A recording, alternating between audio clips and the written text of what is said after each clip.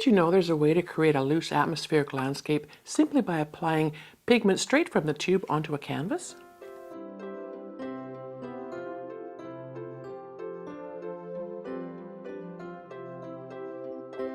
Hello accomplices, I'm Lynda Norman. I'm a watercolor artist in the beautiful province of British Columbia.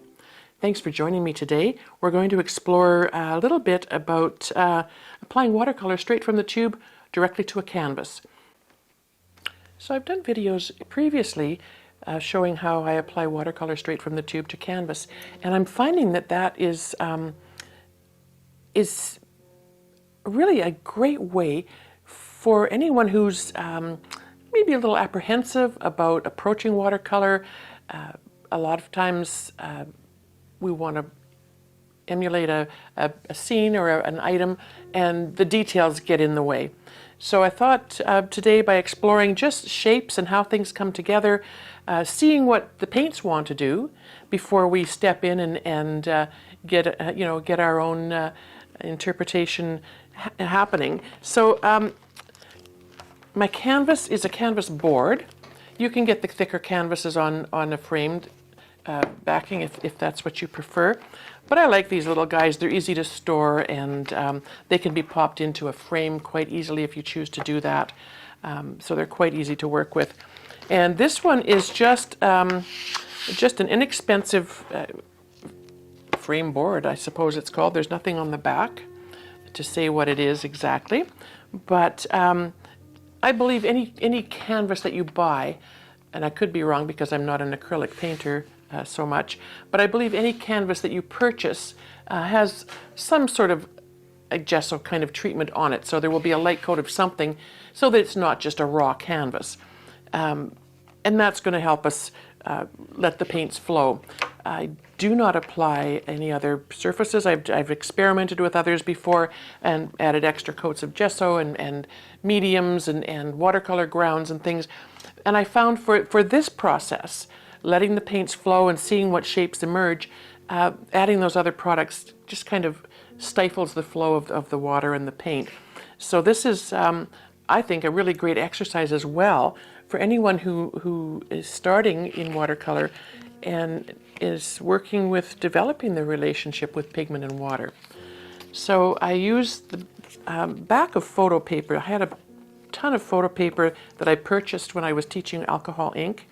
And so it's handy to use. I don't use the shiny side, I don't know if you can see that, but I cut it up into little pieces, and I can use the back of it. It's non-porous. It'll hold up to pigment and water sitting on it, and without buckling or changing shape. And also, if I don't pick up everything that I want off the page or the piece of paper, I can let it dry and re-wet it again and use it. So I've been testing some colors out this morning, and I thought today would be really fun to play with things from the Primatech series again. I love the Daniel Smith Primatech series. They're made with beautiful minerals and luscious pigments. So I've got a blue Apatite Genuine, Tiger's Eye Genuine, and this is not a Primatech, it's an iridescent goldstone. And I thought that might be kind of fun just to put in some highlights with that. With this process, I usually do no more than 3 colors. And my third color is something that I essentially would highlight in once things have set and I've determined my design. Too many colors, with the amount of water we're going to be using, will just sort of pool together. And as you know, too many colors tend to create mud, and we don't really want mud on this one. Maybe at some point we would, but not today. I've got a little bit of something on there already. That's okay. The water's going to smooth it off and wash it away. So I'm just going to use this same piece of paper. Oops. Same piece of photo paper. I'm just going to set this aside for a second, just so I don't slop, because that has been known to happen. Straight from the tube onto the paper at the back of the photo paper. This is not a huge canvas, so I'm not going to use a ton of paint. Just a little dab. So I put the blue Apatite Genuine at the top because if I'm going to be doing a landscape, I kind of want the blue area to be in the sky and maybe the tops of some of the mountains. And then the Tiger's Eye Genuine. I'm really excited for this one. It's a very interesting color, and it's quite thick. Oop, there's a lot of it there. I'm relying on the fact that the Tiger's Eye Genuine is a blend of other pigments and colors. So when the water merges with it, it's going to diffuse into all kinds of different shades and make that quite beautiful. And I'm going to leave my gold till later. I'll apply that a little bit further on in the design. I have some plastic cards, old credit cards. Sometimes I will cut them up. Be careful if you're cutting them that you don't leave a real sharp edge. I like to round them off a bit with scissors. A sharp edge will scratch the surface of your canvas, especially as well if you're putting this on paper, because the same process will work really well on 100% cotton paper as well. But you just want to be careful that you don't want to be applying anything to the surface that's going to scratch it and leave marks that you maybe don't want in your design. So I've got those two pieces, and I've also got some little just a smaller plastic tab off of a produce bag. And I've got my phone here. I just want to quickly tell you this while it's sitting here open, that this is one of the reasons we do what we do here, is our connection with you, the audience. It just fills my heart. Sorry for the microphone. It just fills my heart knowing that so many people can be connected. Isn't that amazing? So the other day I got a message from my friend Dan, a musician here in our town, who was out traveling, and he was in Nova Scotia. And he sent me a note and he said, I'm at a bed and breakfast in Nova Scotia, and I mentioned to another guest that I'm from Kelowna, BC. She asked me if I knew a painter named Lynda. I said I did and would pass along her greeting. She follows you on YouTube. Her name is Lynda from Indiana. How amazing is that?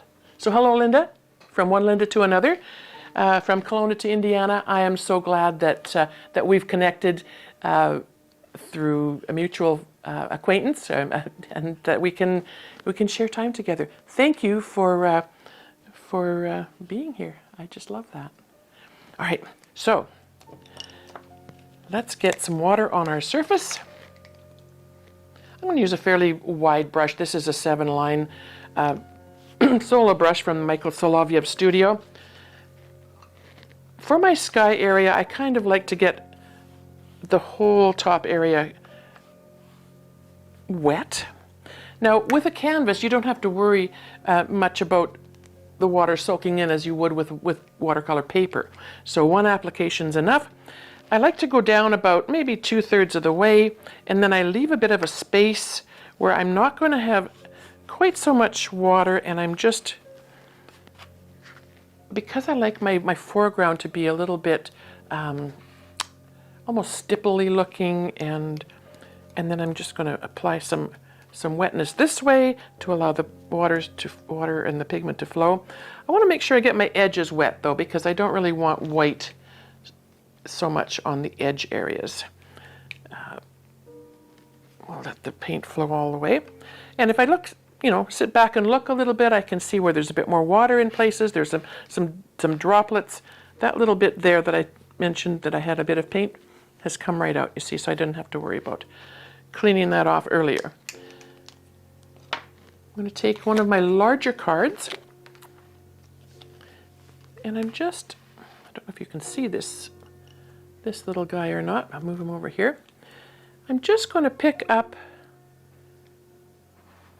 bend the card slightly and pick up a good amount of that pigment from my little makeshift palette. I've got the blue on the top and the tiger's eye on the bottom. So I'm going to switch hands because it's going to be awkward the other way. Now for a landscape, I want to consider just some gentle mountain flows. If the water and the pigments have other ideas, I can always sharpen those edges, make more cliffs, that kind of thing.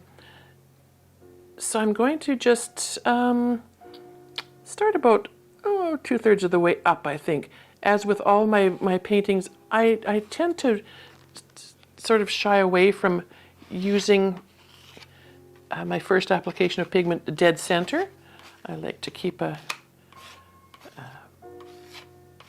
sort of a 2/3 rule going.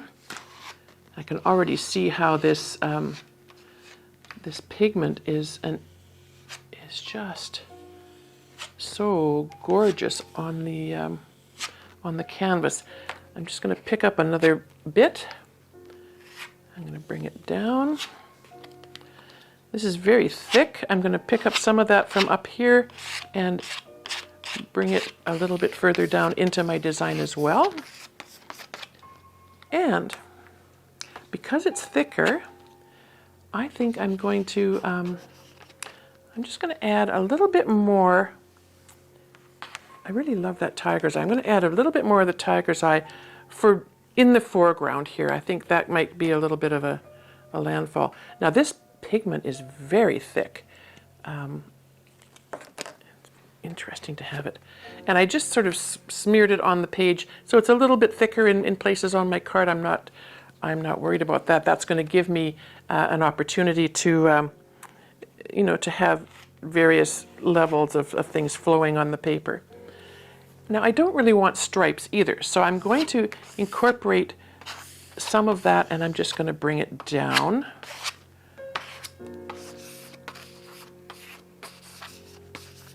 Across the page this way. And what this is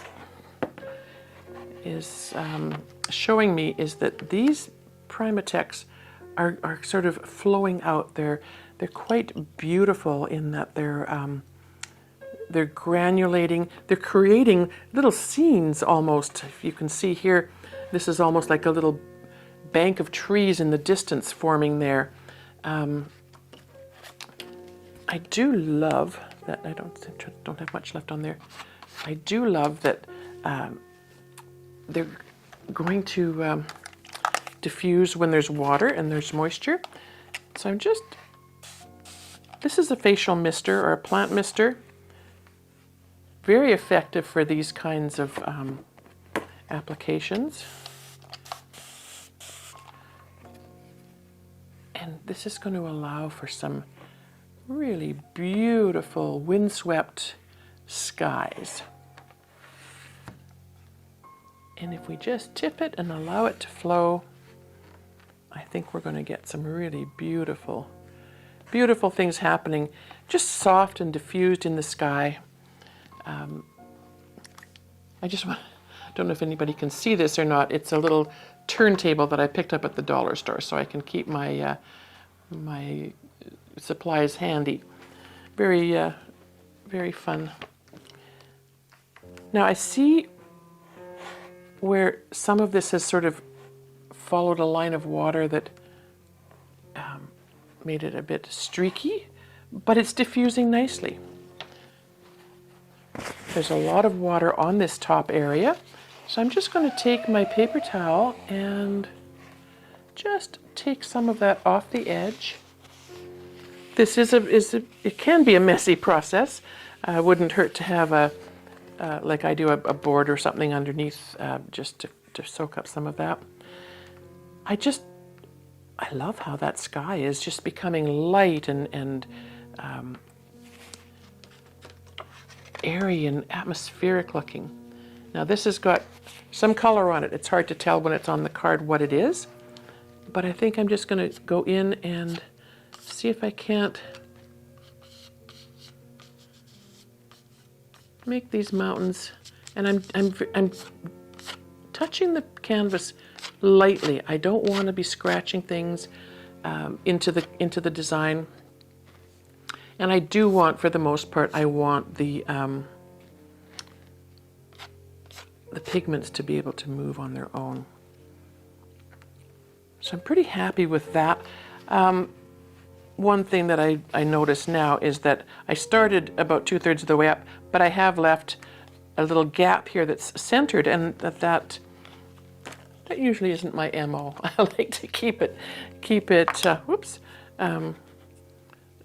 off center. So I'm just going to take a bit more of the Apatite Genuine, Blue Apatite Genuine, and I'm just going to bring that through and see if we can't move this bit of, and you know what I'm going to do? I'm going to put some right on the edge of my credit card. Let's see how that works. And this part in here was the drier area, so you'll see how there's little bits of white showing through, which is really, really gorgeous. And I'm just pulling that blue through gently. Now I see I had a tiny bit of copper on here that wasn't dry, so I somehow have bits of copper showing up, which wasn't my intention. I had decided against the copper and was going to go with the gold, but you know what? Now we've got copper in there, we might just go with the flow. All right, so I'm going to just take a paper towel. It's slightly damp, so it's not going to be crinkly and harsh. And I just want to lay it, just drop it onto the surface, just so it picks up any excess pools of water.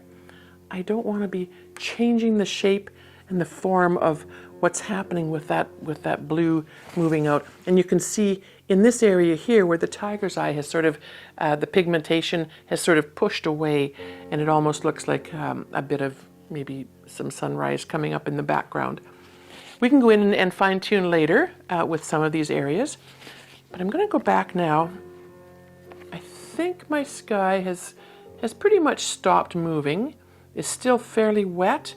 I could go in with a blow dryer, but I find that generally doesn't work for me. I don't like that the air from the blow dryer, even on soft settings, will change how things go. I prefer to let my pigments dictate where things are going here. But I'm going to take, I think it's safe to do this now. This area here that's damp will continue to move and find its own path, its own way. But because I've laid a nice bit of pigment in here, I'm going to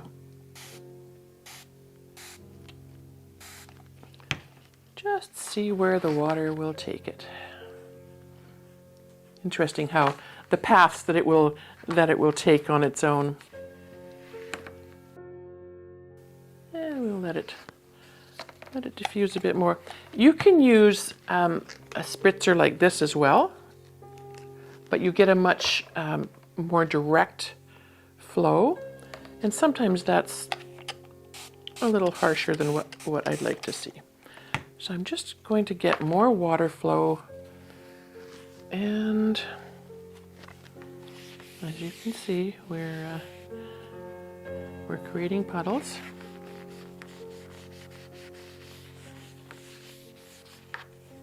There.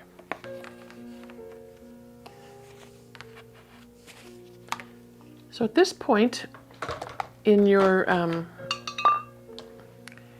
process, you can stop and take a look, and I can see here where this area is intriguing to me. It looks like there's, you know, some things already happening there, some shorelines and some this even could be a little cliff area coming up.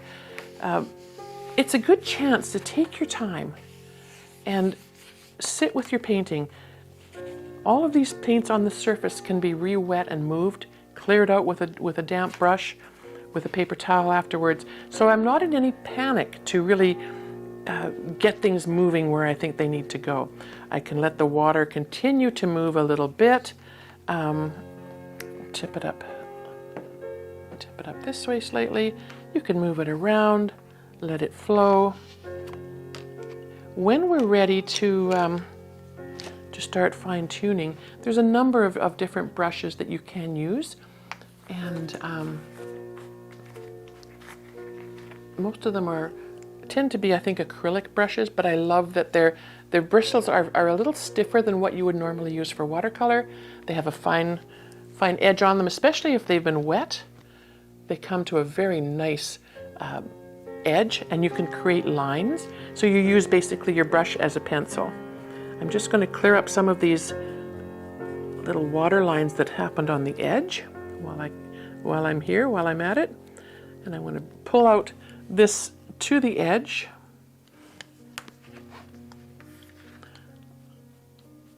I'm trying to stay as loose and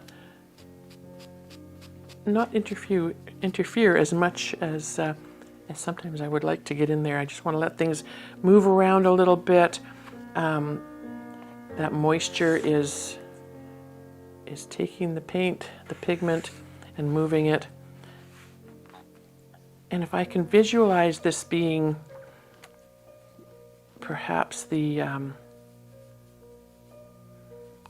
edge of a lake, the shoreline coming down, and like I said, there's about center. I don't mind if some of it's centralized, but I think I would like to have some of it down, maybe down here a little more. So we will bring that that line down a bit.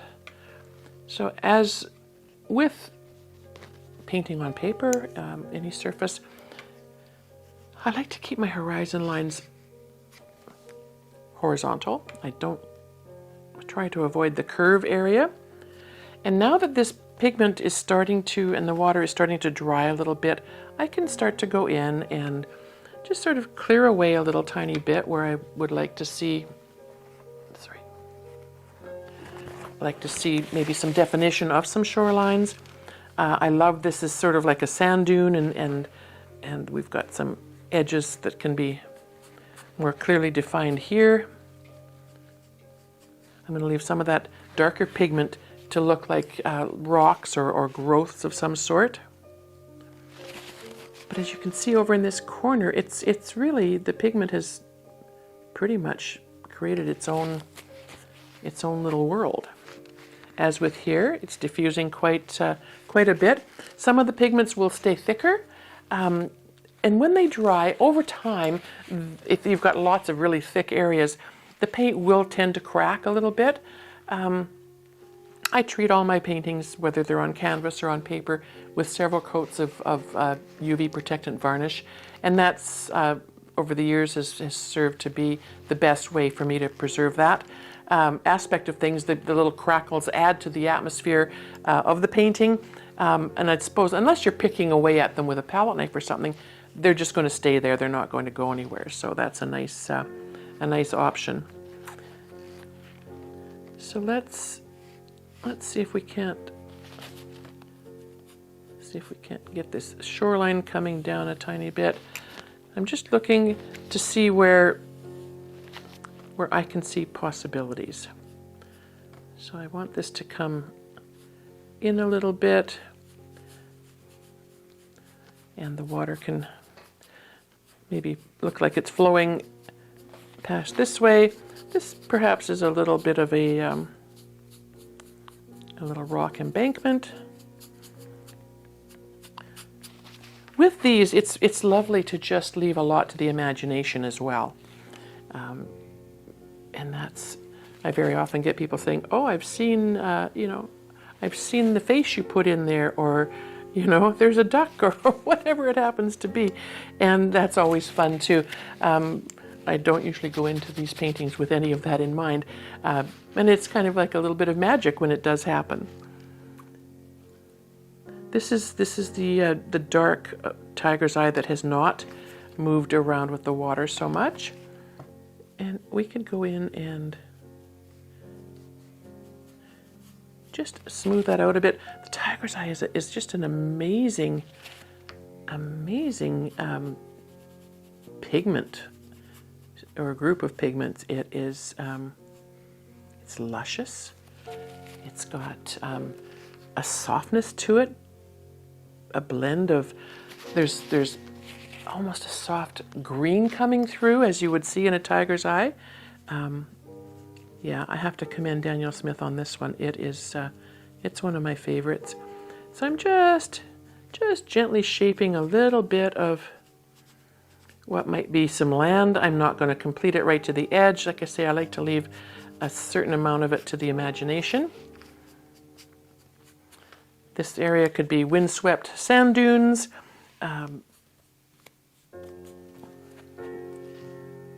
yeah, little bits of the copper in there is kind of interesting to me. Like I say, it wasn't something I had planned on putting in, but since it's there, let's, I think I put it away already, but I do have some on my paper here because that's where I picked it up from. I'm just going to wet that and just bring it in. Since it's already in this little area here, we'll sort of soften that in and sort of offset things. I like to have a little bit of a continuation of color. So we've got there, and maybe I will just put a tiny bit of that just down in here. So it's a bit of a pinky. The copper is an iridescent one as well. It's not one of the Primatex.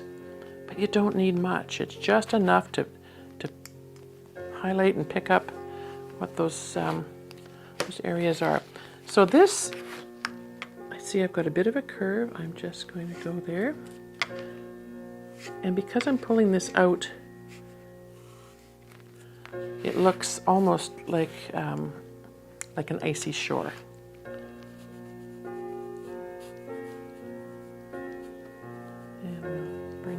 Forward a little bit more. But there is a loose and intuitive and atmospheric landscape done in, oh, just a matter of a few minutes. One of my favorite things to do. And as you can see, it truly is magic. And if you can allow yourself to breathe through it, let your pigments move, see what they want to do, and then run with that. Well, not even run. Sometimes it's just taking a couple of steps and just encouraging a little bit more of that happening. I'm just seeing this as a bit of a dark spot here. I'm going to turn that into a mountain because I can. Look at that. And then we'll bring a little bit more of that blue that's left on my brush just loosely into the design. And I think I'm happy with that. I love that, you know, these little bits of areas where the pigment hasn't touched can be pretty much anything you want it to be. A pathway, a little snow-covered hillside. And I would leave it like this. You could go further. You could add more to your design, chisel out your shorelines even more if you like. But I love that this has become a cool little piece of art. I love how it's come together. I love that by allowing the paint, the pigment, the water to do what they need to do on the canvas, and I'm basically just a spectator for the most part, can be really a magical experience. And for me, it's almost like a meditation. So give it a try. It's a really fun, simple way to get to know your paints, get to know what they will do with the water that you apply and the surfaces that you use.